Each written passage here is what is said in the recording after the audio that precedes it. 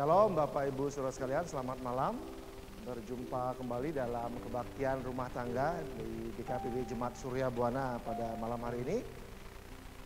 Jadi saya mendapat tugas untuk menyampaikan kebenaran firman dalam kebaktian rumah tangga hari ini Kamis 17 Desember 2020. Dan Bapak Ibu Saudara sekalian, sebelum kita membaca dan merenungkan kebenaran firman Tuhan kita hari ini, mari kita berdoa. Bapak yang dalam surga, kami mengucap syukur kalau malam hari ini setiap kami anak-anakmu, hamba-hambamu bisa bersatu hati kembali dalam kebaktian rumah tangga di Jemaat Surya Buana ini Tuhan.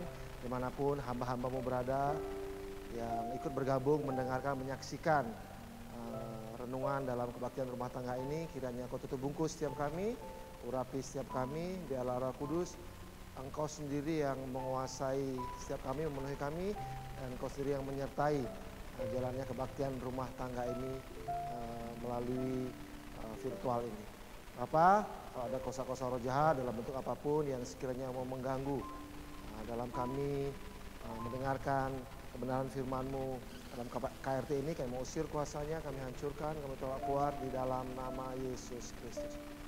Ampuni hamba-Mu Tuhan, sebelum hamba-Mu menyampaikan kebenaran firman-Mu, kuduskan, layakkan hamba-Mu dengan darah-Mu Yesus Kristus, karena hamba-Mu percaya darah-Mu Yesus Kristus lebih dari cukup untuk menghapus segala dosa dan kesalahan hamba. Bapak, terima kasih sepenuhnya kebenaran firman Tuhan yang hamba-Mu sampaikan, hamba-Mu pertaruhkan, dan hamba-Mu alaskan hanya dalam satu nama yang berkuasa, Yesus Kristus, yang menjadi Tuhan dan Juru Selamat kami yang hidup. Kami siap mendengarkan firman-Mu Bapak. Haleluya. Amin. Ya Bapak Ibu Saudara sekalian, perenungan firman Tuhan kita pada hari ini sesuai dengan puji dan janji saya pilih dari Lukas 1 ayat 26 sampai dengan 38. Saya memilih renungan KRT malam hari ini dari Lukas 1 ayat 26 sampai 38. Saya akan bacakan buat Bapak Ibu Saudara sekalian. Demikianlah firman Tuhan. Judul perikopnya pemberitahuan tentang kelahiran Yesus. Dalam bulan yang ke-6 Allah menyuruh malaikat Gabriel pergi ke sebuah kota di Galilea bernama Nazaret, kepada seorang perawan yang bertunangan dengan seorang bernama Yusuf dari keluarga Daud. Nama perawan itu Maria.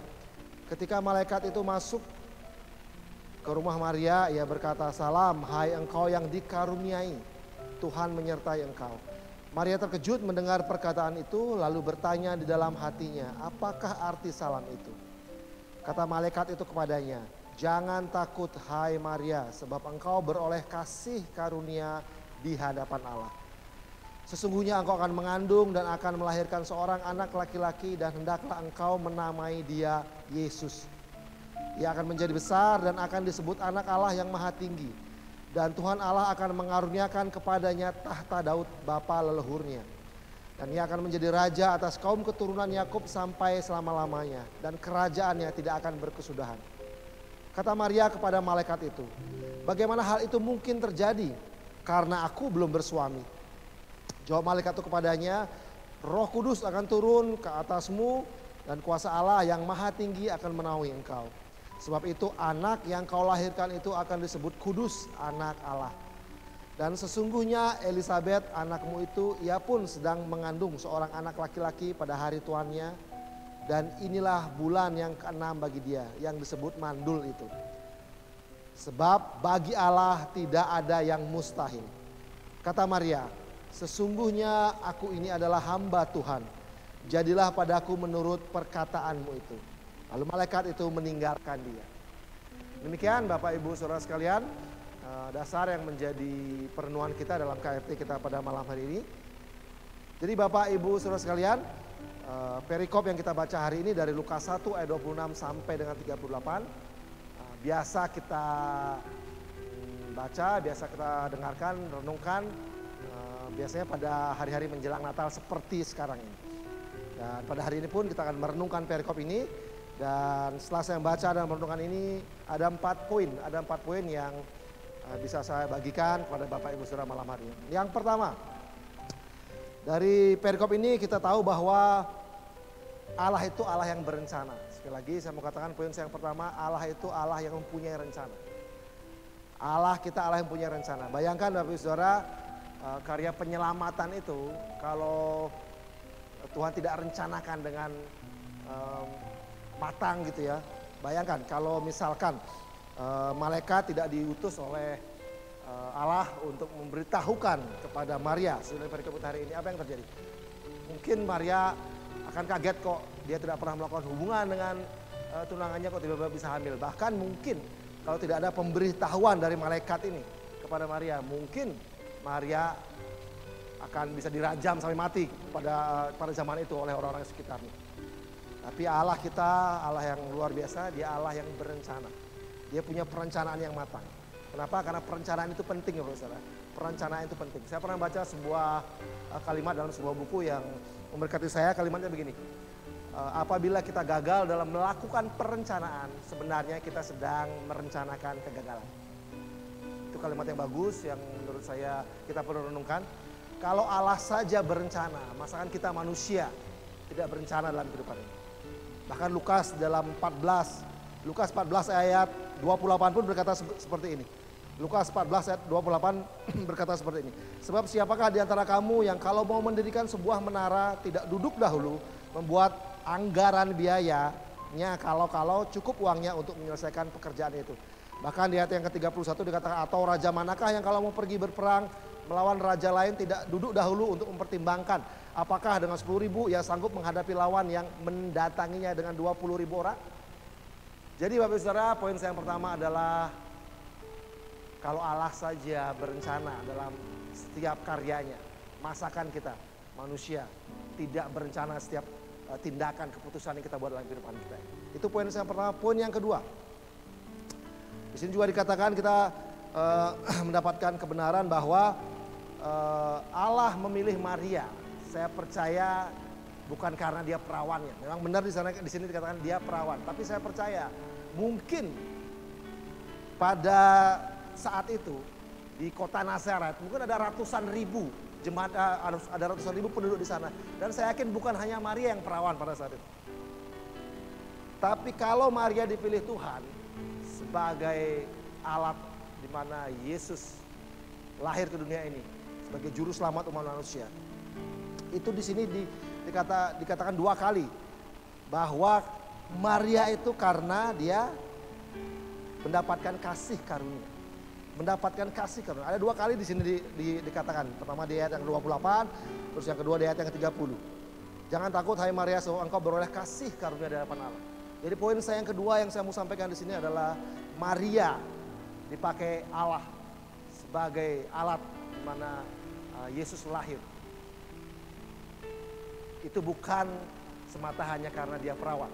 Karena saat itu sekali lagi saya percaya bukan hanya Maria yang perawan. Tapi karena dia memperoleh kasih karunia di hadapan Tuhan. Tapi saudara, apa sih itu kasih karunia? Kasih karunia bagi saya adalah sesuatu hal yang seharusnya tidak layak kita terima.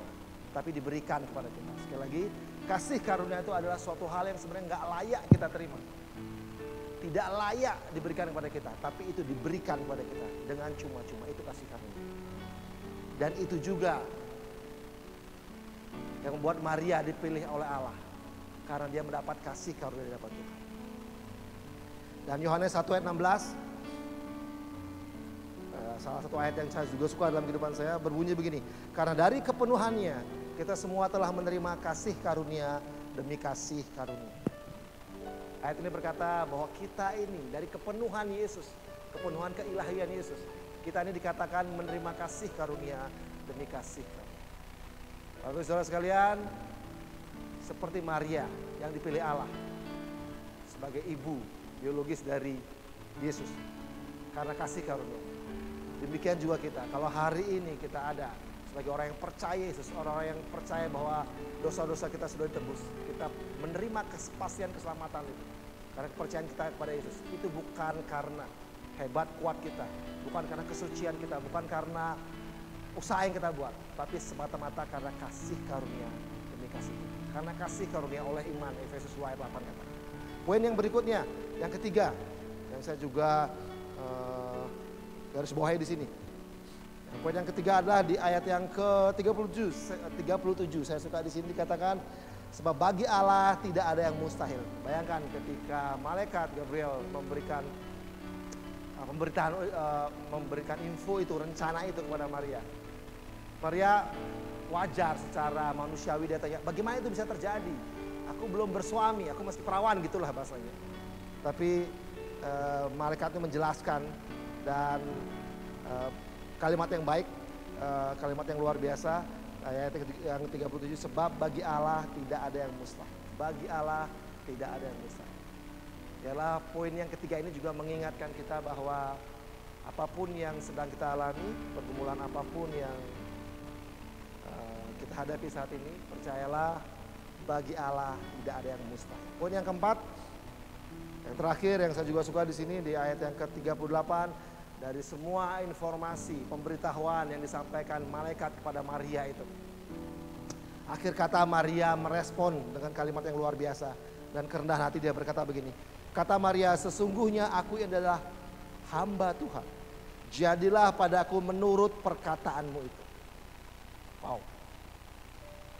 Ketika ada sesuatu yang supranatural, yang tidak biasa dialami manusia, malaikat datang kepada Maria dengan pemberitahuan bahwa kamu akan mengandung, namai dia Yesus, dia akan menjadi besar, tahtanya kerajaan tidak akan berkesudahan.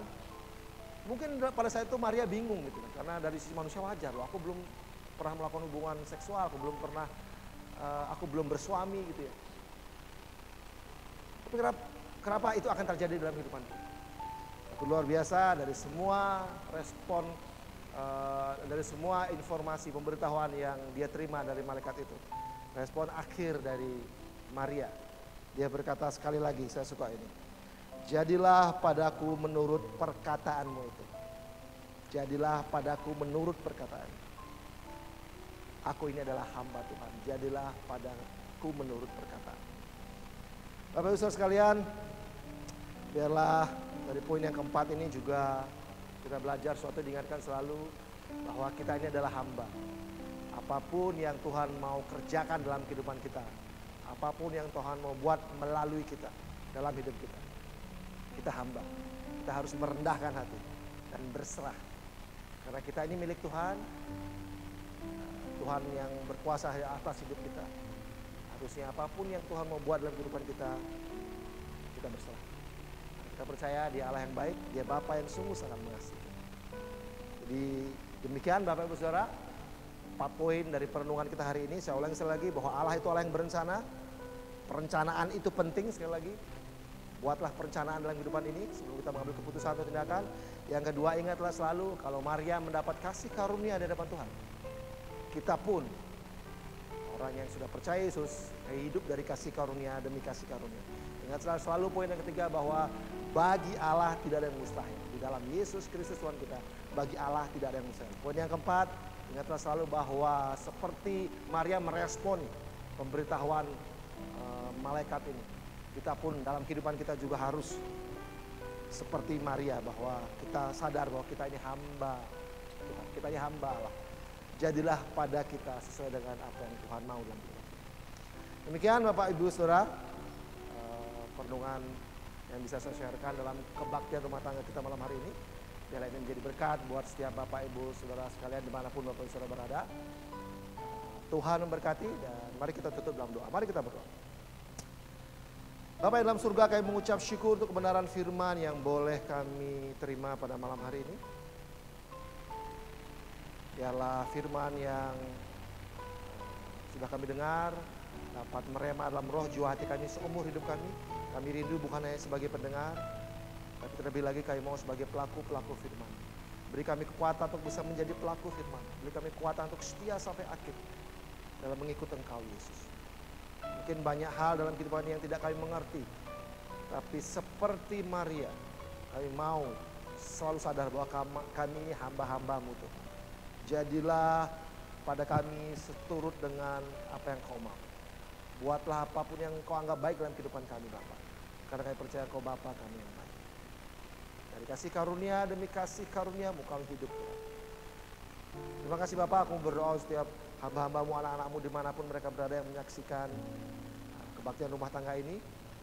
Kau tahu isi hati mereka, Kau tahu pergumulan mereka, Engkau mengenal mereka lebih daripada mereka mengenal diri mereka sendiri. Setelah itu Bapa, jamah mereka, nyatakan bahwa Engkau Allah yang hidup, Engkau Bapa yang baik dalam kehidupan mereka. Di dalam nama Yesus Kristus, nyatakan pribadimu Tuhan, nyatakan kuasa kebesaran, nyatakan bahwa bagimu tidak ada yang mustahil.